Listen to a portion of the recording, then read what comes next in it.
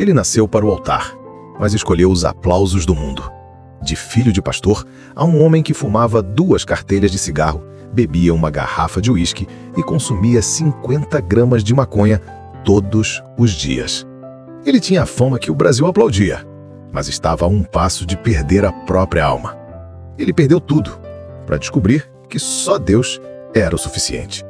Esta é a história de como Deus foi até o fundo do abismo para resgatar o filho que ele nunca deixou de amar e o transformou em um pastor para o mundo.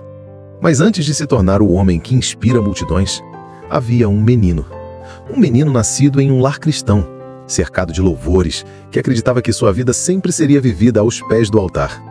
Ninguém poderia imaginar que aquele mesmo menino um dia se perderia tão longe de Deus e que o caminho de volta custaria tudo o que ele tinha para revelar tudo o que ele realmente era. Thales Roberto da Silva nasceu em 8 de novembro de 1977 na cidade de Passos, interior de Minas Gerais. Filho do pastor Job Roberto da Silva e da pastora Zilda Rosa. Ele era o caçula de 4 irmãos. Cresceu em um lar cristão, onde seu pai era pastor e regente do coral da igreja Sara Nossa Terra, sempre estava cercado pela música, pela fé e pela rotina simples de uma família dedicada à igreja. Desde cedo, a espiritualidade era o centro da casa, e Thales, ainda menino, já percebia que havia algo diferente no seu chamado. Aos 5 anos de idade, ele começou a cantar na igreja. Seu talento vocal era notável e as pessoas frequentemente se emocionavam ao ouvi-lo louvar. O menino de voz potente e sorriso sincero logo se tornou conhecido entre os membros da congregação. O dom parecia puro, natural, quase profético. Naquele ambiente, a música não era apenas som, era adoração, comunhão e entrega. E Thales cresceu acreditando nisso. Enquanto outras crianças brincavam nas ruas de terra, ele passava as tardes ensaiando cânticos, participando dos cultos e ouvindo histórias bíblicas contadas por sua mãe. Ela sempre dizia que Deus tinha planos grandes para ele, e essas palavras ecoavam no coração do garoto. A infância de Thales foi marcada por pureza, simplicidade e presença divina. Um terreno fértil onde Deus plantou o propósito, mas onde também começavam a brotar as sementes da tentação e da vaidade. Ele ainda não sabia, mas aquele menino que encantava os fiéis com sua voz seria testado no limite entre o dom e o orgulho, entre o altar e o palco do mundo. Aos 11 anos, começou a tocar violão e, aos 14, deu vida às suas primeiras composições. Ainda em Passos, ele se tornou conhecido como um dos jovens mais talentosos da região. Tocava violão, compunha e cantava com uma força que chamava a atenção. Era impossível não notar o carisma e a musicalidade daquele rapaz. Por onde passava, recebia convites para se apresentar em eventos e bandas locais. E aos poucos, o menino da igreja começou a ser visto como uma promessa da música popular.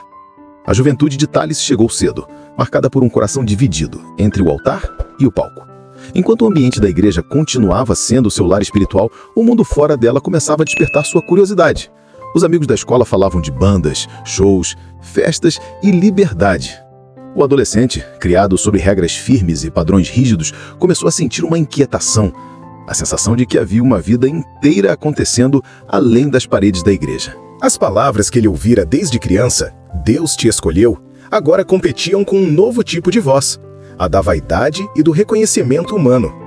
Começou a pensar, será que cantar lá fora é realmente tão errado?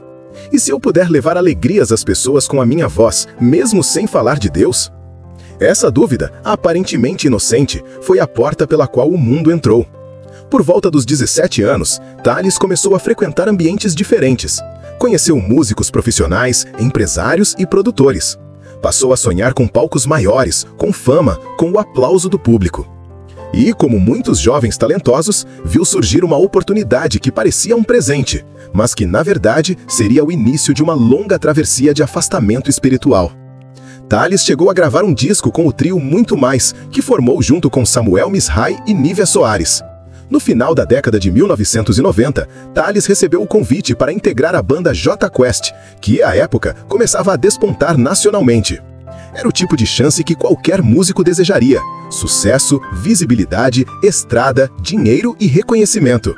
Mas dentro dele havia uma voz contrária, suave, insistente, perguntando: e Jesus? Mesmo assim, ele aceitou. Deixou Passos e partiu para Belo Horizonte, mergulhando no cenário musical secular. Passou a viver o cotidiano dos bastidores da indústria fonográfica. Ensaios intensos, viagens, festas e um ambiente completamente diferente da simplicidade do lar pastoral onde cresceu. No início, tentou manter a fé. Orava antes dos shows, levava a Bíblia nas viagens e dizia a si mesmo que ainda era o mesmo Tales. Mas o tempo foi diluindo os limites. As orações se tornaram raras, a Bíblia esquecida no fundo da mala. O altar foi sendo substituído pelos palcos e o louvor pelo aplauso. Com o sucesso veio a vaidade. Tales se sentia invencível. Jovem, talentoso e admirado, começou a acreditar que sua voz era seu poder e não mais um presente divino. Em entrevistas da época, falava com brilho nos olhos sobre a carreira e os projetos, mas evitava mencionar a fé. O nome de Jesus, que antes fluía naturalmente, agora parecia constranger. Aos poucos, o coração que antes se movia pelo Espírito começou a se alimentar de outro combustível, o ego. E o ego, silenciosamente, o conduzia para longe de Deus. Durante esse período, ele conheceu novos amigos, novas experiências e tentações. As festas e os bastidores se tornaram parte da rotina. O jovem de voz ungida que um dia cantou para tocar o céu, agora cantava para ser aplaudido pela terra. Mesmo assim, algo dentro dele resistia. Às vezes, sozinho no quarto do hotel, Tales pegava o violão e cantava antigas canções da infância. Chorava sem entender o motivo. Era como se, no fundo, o Espírito Santo chamasse de volta. Mas a fama falava mais alto. E ele respondia a essa voz silenciosa com indiferença. Agora não, Senhor. Deixa eu viver um pouco. Essa escolha, aparentemente simples, foi o início da descida. O jovem cantor passou a se envolver cada vez mais com o mundo artístico, ampliando suas conexões e assumindo novos projetos. Entre os músicos, o nome Tales era sinônimo de talento e energia. Mas entre o céu e ele, começava a haver silêncio. As experiências espirituais diminuíam. A sensibilidade para ouvir a voz de Deus se apagava pouco a pouco. O altar que antes ardia, agora se tornava frio. Mesmo quando alguém falava de fé, ele desviava o assunto, tentando convencer a si mesmo de que ainda era o mesmo, só que mais maduro, mais livre. Mas liberdade sem propósito é apenas desorientação com outro nome. E Tales, embora não percebesse, estava começando a se perder. Essa fase marcou o início da ruptura entre o chamado e o caminho. As sementes do mundo estavam plantadas: vaidade, reconhecimento, independência e uma falsa sensação de controle. Mas o que parecia liberdade logo se tornaria prisão. Nos bastidores dos shows, enquanto a música ecoava e as luzes brilhavam, Tales sentia um vazio crescente. O aplauso cessava e ele ficava sozinho, em silêncio, sentindo falta de algo que não sabia nomear. Era o Espírito Santo, ainda ali, mas agora distante, observando o filho amado caminhar para o abismo que ele mesmo cavava. A história de Tales, que começou no altar, estava agora atravessando a penumbra do mundo. Ele ainda não havia caído totalmente, mas o terreno já se tornava escorregadio. O menino escolhido de Passos, o cantor de voz poderosa e coração sensível, estava prestes a viver os anos mais escuros de sua vida. Anos que o afastariam de tudo o que conhecia, até que só restasse o som do próprio vazio. O sucesso que Tales sempre sonhou finalmente chegou. Depois de participar da JCast, ele passou por outras bandas, projetos e viagens, consolidando seu nome no meio musical. O jovem de voz potente agora era um artista respeitado. Os palcos se tornaram sua casa, as multidões gritavam seu nome, o mundo o aplaudia. Mas o preço da fama foi a perda de si mesmo. O menino que cantava para Deus já não lembrava mais o som do altar. O brilho dos refletores substituiu a luz da presença divina. E o aplauso das multidões começou a preencher, ainda que temporariamente, o espaço onde antes morava o Espírito Santo. O sucesso havia chegado. Tales Roberto, o jovem promissor da música brasileira, já era reconhecido por seu talento, carisma e presença de palco. A vida parecia perfeita: fama, dinheiro, viagens, aplausos e liberdade. Mas por trás das luzes, uma sombra começava a crescer silenciosamente. O mundo o havia abraçado com promessas sedutoras, e ele, cansado das limitações do meio religioso, se deixou envolver. O menino do altar se tornou o homem do palco. A voz que antes conduzia corações a Deus, agora animava multidões em festas e casas noturnas. E quanto mais o público o aplaudia, mais distante ele se sentia do propósito original. O início da queda foi sutil, quase imperceptível. Entre uma apresentação e outra, um amigo lhe ofereceu um cigarro. "É só para relaxar", disseram. Tales aceitou. Depois veio a bebida, apenas um gole para descontrair. E em pouco tempo, o que era curiosidade virou hábito. A rotina o engoliu. Noites em claro, longas viagens, camarins cheios, conversas superficiais e risadas vazias. As orações desapareceram. A Bíblia ficou esquecida em alguma mala antiga. O Espírito Santo ainda o visitava em silêncio, mas Tales já não ouvia. O coração estava endurecido, entorpecido pelas luzes, pelos sons e pelo ego que crescia dentro dele. Logo, o cigarro e a bebida deixaram de bastar. Veio a maconha, apresentada como algo natural e inofensivo. Mas o efeito que ela produzia era mais profundo do que ele imaginava. A fumaça parecia silenciar o incômodo. A cada tragada, ele se sentia mais longe da dor e, sem perceber, mais longe de Deus. A nova vida o levou a um ciclo de excessos. Tales começou a fumar 2 carteiras de cigarro por dia, beber uma garrafa de uísque e consumir cerca de 50 gramas de maconha diariamente. A música continuava, mas a alegria havia sumido. Nos bastidores, trocava de relacionamentos como quem troca de roupa. Mulheres, drogas e festas se misturavam em uma rotina que parecia livre, mas era escravidão. Havia noites em que ele ria alto, cercado de pessoas, mas sentia-se completamente vazio. O olhar ficava perdido e o coração pesado. Entre uma dose e outra, o Espírito Santo ainda o chamava, não em palavras audíveis, mas em memórias. Ele se lembrava da voz do pai pregando, das canções da infância, das lágrimas da mãe durante a oração. Mas logo o som do mundo voltava, abafando tudo. A dor que tentava esconder era profunda, o peso da consciência, a saudade da presença de Deus, o medo de nunca mais voltar a sentir o que sentira no altar. E para não pensar nisso, ele bebia mais, ria mais alto, cantava mais forte. Mas a alma, essa, gritava em silêncio. Os dias se tornaram repetitivos. O sucesso, antes tão sonhado, já não trazia prazer. O dinheiro chegava fácil, mas o vazio crescia. Havia momentos em que Tales, sozinho no quarto de hotel, se olhava no espelho e mal se reconhecia. Quem eu me tornei, pensava. O rosto refletido mostrava um homem cansado, com os olhos vermelhos e o coração em pedaços. Mesmo cercado de pessoas, ele se sentia completamente só. A presença de Deus, aquela presença doce e constante da infância, havia desaparecido. E o mais assustador era que, por mais que tentasse, ele não conseguia senti-la de volta. Ainda assim, Deus não desistiu dele. Em meio à escuridão, começaram a surgir sinais. Em várias ocasiões, um pastor chamado André Valadão apareceu nos mesmos shows, nos mesmos bastidores, como se estivesse seguindo uma urgência.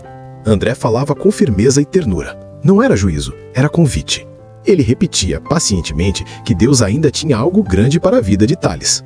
O músico tentava ignorar, mantinha distância, evitava conversas sérias. Mesmo assim, aquelas palavras penetravam devagar, como semente lançada em solo seco. A insistência de André não foi a única intervenção. Outros líderes e amigos começaram a ligar. O pai de Tales orava. Pastores enviavam mensagens de cuidado. Mas todas aquelas vozes, que para um homem perdido poderiam parecer incômodas, eram na verdade o freio que começava a frear a queda. Ainda assim, a resistência era forte. Em turnês, festas e quartos de hotel, Tales continuava a buscar anestesia nas substâncias. Achava que ainda controlava tudo. Acreditava que sua carreira iria suportar qualquer risco. Até a noite em Curitiba, quando a realidade se tornou irrecusável. Naquele hotel, depois de dias de excessos, um colega de viagem, já alterado, olhou para ele e disse algo que cortou como lâmina. "Vamos fumar mesmo, porque a gente vai pro inferno." A frase, proferida de forma quase jocosa, atingiu o coração de Tales com a força de uma revelação. O riso das pessoas ao redor murrou. O ar ficou pesado. A verdade tornou-se clara. Ele reagiu, não por orgulho, nem por reputação, mas por uma reação visceral da alma.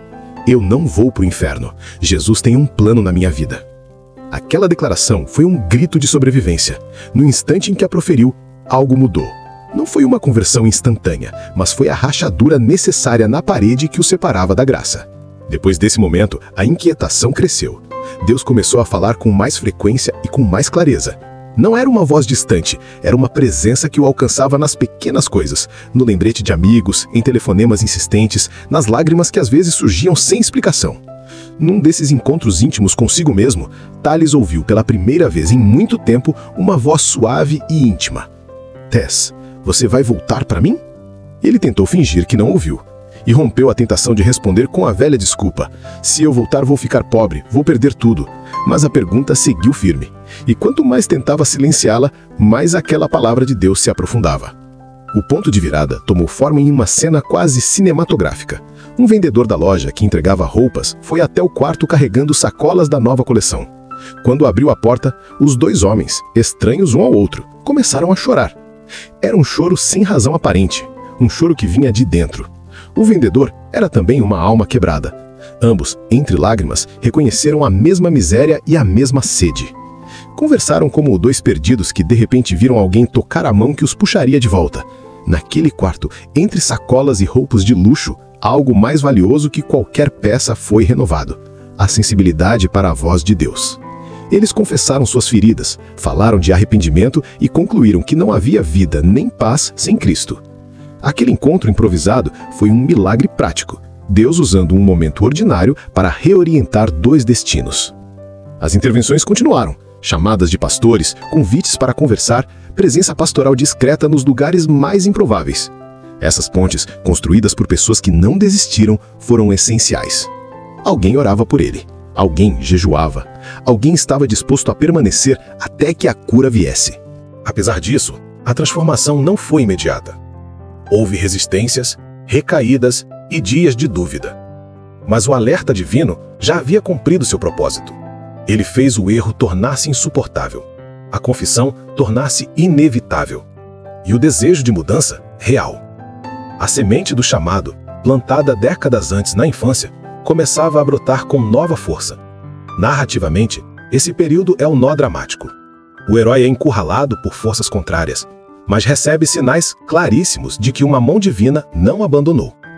A presença de pessoas que não se despedem, pastores, amigos, irmãos, mostra que a restauração não é um milagre solitário, mas um processo comunitário. Deus usa mãos humanas para fazer o resgate. Ao final dessa fase, Tali já não é mais o mesmo homem que fugia dos olhares cristãos. Ele agora carrega no peito uma inquietação que mudou de qualidade. Deixou de ser apenas medo e passou a ser expectativa. A expectativa de que, se ele realmente entregasse a vida, haveria um outro caminho. Doloroso, exigente, mas genuíno. A voz que o chamava de volta não era mais um ruído distante. Havia se tornado a única voz que interessava ouvir. As semanas que se seguiram ao episódio em Curitiba foram de silêncio e angústia. O coração de Thales parecia um campo de batalha. Ele ainda frequentava os mesmos lugares, mas algo dentro dele havia mudado. O prazer perdeu o sabor, a euforia virou peso. E cada gole de bebida agora tinha gosto de arrependimento. Deus estava chamando, não mais em sussurros, mas em trovões silenciosos dentro da alma. Durante uma madrugada, sozinho em um quarto de hotel, Thales olhou para o teto e sentiu que não havia mais para onde correr. Tudo que possuía, fama, dinheiro, aplausos, parecia pó nas mãos. As drogas já não o anestesiavam. A música já não o completava. As pessoas ao redor já não o compreendiam. Ele estava cercado por vozes, mas completamente só. Ali, deitado, o Espírito Santo o visitou com força. Não foi uma aparição visível, mas uma presença palpável, quase física. Ele começou a chorar. Não um choro de emoção, mas de quebrantamento. Chorou como um filho que percebeu que partiu para longe demais e não sabe se o pai ainda o espera. Thalia se levantou, ajoelhou-se ao lado da cama e, entre lágrimas, disse: Deus, eu não aguento mais viver assim. Se o Senhor ainda me quiser, se ainda houver uma chance, me traz de volta. O ar parecia diferente. O silêncio do quarto se encheu de algo sagrado. Naquele instante, ele sentiu uma paz que não vinha de si mesmo. Uma paz que parecia limpar anos de sujeira interior. Foi o primeiro encontro verdadeiro depois de anos de fuga. Deus não acusou, não castigou, apenas o abraçou. Nos dias seguintes, as coincidências se tornaram incontestáveis. Pessoas que ele não via há anos começaram a procurá-lo. Mensagens com versículos chegavam em momentos precisos, e a presença divina parecia o seguir em cada passo. Foi então que um convite inesperado veio de André Valadão, aquele mesmo amigo que tantas vezes o alertara. André o chamou para conversar. Sem saber o motivo, Thales aceitou. O encontro foi marcado na Lagoinha, em Belo Horizonte. Thales entrou no templo como quem volta à infância. O ambiente familiar, os cânticos, as orações, tudo parecia falar diretamente à sua alma. André o recebeu com um abraço silencioso. Não houve discurso, apenas presença. O que aconteceu a seguir foi mais do que emoção. Foi o renascimento espiritual de um homem que havia morrido por dentro. Durante a oração, Thales começou a tremer. As palavras de arrependimento saíam atropeladas, misturadas com lágrimas. Ele confessou seus vícios, suas fugas, sua vergonha. E ali, diante de Deus e de amigos que não desistiram dele, entregou novamente a vida a Cristo. O poder de Deus se manifestou com intensidade. Ele foi tomado por uma presença que o envolveu da cabeça aos pés. Chorava, ria e tremia ao mesmo tempo. A presença que o havia acompanhado desde menino e que ele havia tentado apagar com fumaça e aplausos, agora o inundava por completo. Thales descreveu aquele momento, anos depois, como o dia em que o céu entrou no quarto e me devolveu a vida. Após o reencontro, ele não voltou imediatamente aos palcos. Deus o levou para um tempo de silêncio e reconstrução. Foi um período de cura interior, dias de confissão, de reconciliação com a família, de reconstrução espiritual e emocional. Ele voltou a morar em Passos, ao lado dos pais, e passou meses apenas orando, lendo a Bíblia e cantando para si mesmo, sem microfone, sem aplausos. Era como se Deus o estivesse reensinando a cantar, não para o público, mas para o céu. As recaídas e as tentações ainda o rondavam, mas algo havia mudado. Agora ele lutava de joelhos. O mesmo homem que um dia subira aos palcos do mundo com orgulho, agora se ajoelhava em secreto com lágrimas e gratidão. E o Espírito Santo começou a fazer o impossível, transformar culpa em testemunho, ruína em ministério. Foi nesse período que nasceu uma das frases mais marcantes de sua trajetória. Deus não se impressiona com o quanto você caiu, Ele se impressiona com o quanto você se levanta. Essas palavras se tornariam lema, pregação e missão. Aos poucos, Deus foi reacendendo o desejo de cantar, mas agora com outro propósito. Thales entendeu que a música não era sua profissão, era sua missão. Não mais para entreter, mas para libertar. Ele começou a compor novamente, e as canções saíam como orações em forma de melodia. Cada letra, cada verso era fruto da dor curada e da graça vivida. Foi então que surgiu Deus da Minha Vida, uma das primeiras composições após o reencontro. A música não era apenas uma canção, era uma confissão pública, um grito de volta. Quando a apresentou pela primeira vez, a igreja inteira chorou. O menino do altar havia voltado, mas agora ele não era mais o mesmo. Havia experimentado o inferno e ainda assim sido alcançado pela misericórdia divina. Pouco tempo depois, Thales se reconciliou de vez com o chamado. Abandonou o contrato com a gravadora secular e decidiu dedicar-se inteiramente ao ministério. Voltou a viver pela fé, confiando que Deus sustentaria cada passo. E o mesmo Deus que o tirou do abismo o colocou novamente diante de multidões, não para que fosse aplaudido, mas para que sua história curasse outros. Em um culto de celebração, Thales se ajoelhou diante do altar e disse: Senhor, a partir de hoje, tudo o que eu sou, tudo o que eu tenho é teu. Era o fim da fuga e o início de uma nova vida. Aquele encontro com Deus não apenas o libertou dos vícios, mas também redefiniu sua identidade. Thales não era mais o artista que tentava provar algo ao mundo. Era o filho pródigo que voltara para casa. E como toda a história divina, o pai o esperava de braços abertos. O reencontro com Deus se tornou o ponto de virada definitivo. E o homem que um dia viveu nas sombras, agora vivia à luz do altar. O passado já não o envergonhava, pois havia se tornado o palco do milagre. E a voz que um dia serviu o mundo, agora servia ao reino. Depois do encontro decisivo com Deus, a vida de Thales entrou num processo doloroso, lento e verdadeiro de reconstrução. Não houve solução mágica, houve disciplina, confissão, renúncia e correção de rota. Ele não voltou ao palco por vaidade, voltou para cumprir um chamado que agora reconhecia como maior do que qualquer projeto pessoal. A primeira consequência prática da decisão foi um corte de planos imediatos. Convites, contratos e a segurança material que o sustentaram por anos passaram a ser vistos com outro olhar. Thales tomou a decisão de sair de projetos que o prendiam ao passado, romper com rotinas que alimentavam velhos desejos e desfazer compromissos que o impediam de caminhar em liberdade espiritual. Houve custo financeiro e emocional. Ele confessou publicamente que sair implicou em dificuldades, contas, compromissos e a sensação de que não era mais ninguém diante de antigos amigos da indústria. A promessa de fácil retorno ao conforto material desapareceu. No entanto, havia uma convicção mais forte. A fidelidade a Deus valia mais do que qualquer garantia humana. De volta à casa dos pais em Passos e sob o cuidado de líderes como André e Márcio, Thales entrou num tempo de restauração. Dias de oração, leitura da palavra e jejuns foram reconstruindo sua sensibilidade espiritual. Ele começou a enfrentar coisas que havia enterrado: relacionamentos destruídos, orgulho, desobrigações morais, vergonha e as consequências públicas de sua queda. Nesse processo, aprendeu a diferença entre parar de pecar e amar a Deus. A luta deixou de ser apenas abstinência de vícios, tornou-se uma entrega cotidiana, presença, sinceridade, humildade. Ao experimentar a misericórdia, Thales redescobriu a música como instrumento de restauração.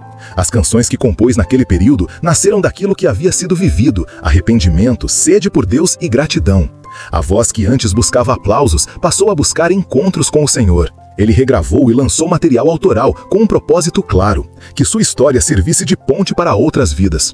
Em entrevistas e cultos, contava sem rodeios o que viveu, sem autopiedade, sem glamorização do pecado, e as pessoas respondiam com emoção. O público que antes o conhecia como artista passou a conhecê-lo como testemunho. Segundo relatos daquele período, uma de suas entregas fonográficas alcançou grande circulação, perto de 100.000 cópias, o que evidenciou que a autenticidade tocava corações. O número não foi sinal de vaidade para ele, foi confirmação de que Deus poderia usar sua história para impactar muitos. Os frutos da transformação foram palpáveis. Thales voltou a cantar em igrejas e eventos de fé, e suas letras levaram pessoas a confrontarem suas próprias vidas. Ele passou a pregar com a voz e com a experiência, não como alguém que ensina sem ter passado, mas como alguém que foi tocado pelo mesmo poder que liberta. Pessoas próximas notaram mudanças concretas: hábitos abandonados, relacionamentos restaurados e um novo senso de missão. Ele mudou prioridades: família, ministério e fidelidade espiritual passaram à frente do sucesso secular. O testemunho passou a ser acompanhado pela coerência de vida. A trajetória de Thales começou a ecoar além do círculo musical. Pastores, lideranças e igrejas passaram a convidá-lo para testemunhar e cantar. Sua história serviu como alerta e esperança para muitos jovens da igreja e do meio artístico, que lutavam com as mesmas tentações. Além disso, a estética do seu louvor, a intensidade emocional, a sinceridade vocal e as canções de arrependimento e redenção ajudaram a renovar parte da linguagem do louvor contemporâneo. Ele não buscou fabricar imagem, trouxe vulnerabilidade e um sotaque de experiência real para cada canção. A transformação não anulou o fato de que havia riscos. Sair do meio secular e confiar no sustento de Deus implicou enfrentar meses difíceis. Thales mesmo relatou um período de incerteza financeira logo após largar a banda e recuar dos compromissos antigos. No entanto, a narrativa que se cristalizou naquela fase foi a da dependência. Não adorar o dinheiro, mas depender do Senhor. E foi nesse ponto que inúmeras portas se abriram de formas inesperadas. Amizades que ajudaram, convites ministérios que vieram como providência e uma portas para a gravação de CDs e DVDs com apelo genuíno. Ele testemunhou que, em vez de perdas definitivas, muitas renúncias se transformaram em realocações de propósito. Com o tempo, Thales passou a ser figura de referência para quem experimentou queda e busca restauração. Sua vida tornou-se um instrumento de ministério prático, aconselhamento, participação em eventos de reabilitação espiritual, pregações sobre arrependimento e o poder do retorno ao Pai. Ele não ficou apenas no palco, passou a se envolver na formação espiritual de jovens e na promoção de ambientes de acolhimento. O que antes poderia ser apenas uma carreira artística, transformou-se em plataforma para discipulado. Sua música passou a ser trilha para pessoas que buscavam resgate e sentido. Narrativamente, a fase da transformação é o capítulo em que a dor se converte em propósito. O personagem recebeu o custo de suas escolhas, mas assumiu a responsabilidade da restauração. A conversão não o eximiu das consequências, mas o preparou para usá-las como escada, não como fardo permanente. Thales Roberto é casado com Daniela Campos, com quem tem 3 filhos, Gabriel, Miguel e Romeu. A família reside em Houston, Texas, onde Thales atua como líder de louvor e pastor na Lakewood Church, uma das maiores igrejas evangélicas dos Estados Unidos, liderada por Joel Osteen. Em suas redes sociais, Thales compartilha momentos familiares e reflexões sobre sua vida pessoal e espiritual. Em 2019, Thales Roberto tomou a decisão de se mudar com sua família para os Estados Unidos, buscando novas oportunidades para expandir seu ministério musical e pastoral. A mudança foi motivada pelo desejo de investir em sua carreira internacional e aprofundar seu compromisso com a fé em um contexto global. Ao chegar aos Estados Unidos, Thales e sua esposa Daniela Campos estabeleceram-se em Houston, Texas, onde passou a congregar na Lakewood Church, a maior igreja evangélica dos Estados Unidos, liderada por Joel Osteen. Em 2021, Thales assumiu oficialmente o ministério pastoral e tornou-se líder de louvor na igreja, integrando-se à equipe da Lakewood Music. Sua atuação na igreja não se limitou ao ambiente local. Thales passou a participar de projetos musicais e pastorais que visavam impactar comunidades ao redor do mundo. Ele também se envolveu em turnês internacionais, levando sua música e mensagem de transformação a diversos países. A mudança para os Estados Unidos representou não apenas uma expansão de sua carreira, mas também um fortalecimento de sua missão espiritual. Thales continuou a usar sua plataforma para compartilhar sua história de fé e superação, inspirando pessoas em diferentes partes do mundo. Em 2023, Thales Roberto lançou o álbum ao vivo Deixa Vir, Volume 1, gravado em São Paulo com uma banda composta por crianças. O projeto trouxe uma abordagem inovadora ao reunir sucessos repaginados e a inédita Festa Maravilhosa, com participação da dupla Patati e Patatá. A proposta do álbum foi celebrar a música gospel de forma acessível e alegre, atingindo tanto o público infantil quanto adulto. Thales Roberto foi indicado ao Latin Grammy 2024 na categoria de Melhor Álbum Cristão em Língua Portuguesa. Essa indicação reforça seu reconhecimento internacional e a qualidade de seu trabalho no cenário musical gospel. A indicação é um reflexo de sua dedicação à música e à mensagem de fé que transmite através de suas canções. Thales Roberto é amplamente reconhecido por sua contribuição à música gospel e à música cristã em língua portuguesa. Ao longo de sua carreira, ele recebeu diversos prêmios e indicações que destacam sua excelência artística e impacto espiritual. Em 2024, Thales Roberto conquistou o prêmio de Melhor Álbum Cristão em Língua Portuguesa no 25º Latin Grammy Awards, realizado em Miami, Estados Unidos. O álbum premiado foi Deixa Vir, Volume 2, ao vivo, que apresentou uma sonoridade inovadora e letras que abordam temas de fé, esperança e renovação espiritual. Thales Roberto também recebeu indicações e prêmios em outras premiações importantes, como o Troféu Gerando Salvação e o Troféu Rede Gospel. Esses reconhecimentos reforçam sua posição como um dos principais nomes da música cristã contemporânea no Brasil e no cenário internacional. Hoje, ele alcança corações no Brasil, nos Estados Unidos e pelo mundo. Seus projetos musicais, suas pregações e seu testemunho falam mais alto que qualquer nota ou melodia. Ele se tornou ponte para aqueles que já caíram, mas ainda podem se levantar. Um lembrete de que a restauração de Deus é maior do que a queda. As multidões não aplaudem apenas por sua voz. Elas se emocionam porque vem alguém real, quebrado, restaurado e totalmente dependente da graça de Deus. Um homem que aprendeu que o verdadeiro sucesso não é fama, reconhecimento ou holofotes, mas sim ser fiel ao chamado de Deus, vivendo com propósito e servindo aos outros. Se Deus pode me levantar, Ele pode levantar você também. Você não está sozinho. A graça ainda te alcança. E é exatamente essa mensagem que faz o legado de Thales ser eterno. Não é a música que o define, é a vida transformada, o ministério vivido e as almas tocadas. Cada história contada, cada canção cantada, cada testemunho compartilhado é um lembrete de que ninguém está fora do alcance da graça de Deus. E se Thales conseguiu, você também pode recomeçar. Você não pode negar que Deus é poderoso para transformar vidas. Ele resgata, Ele restaura e Ele devolve propósito.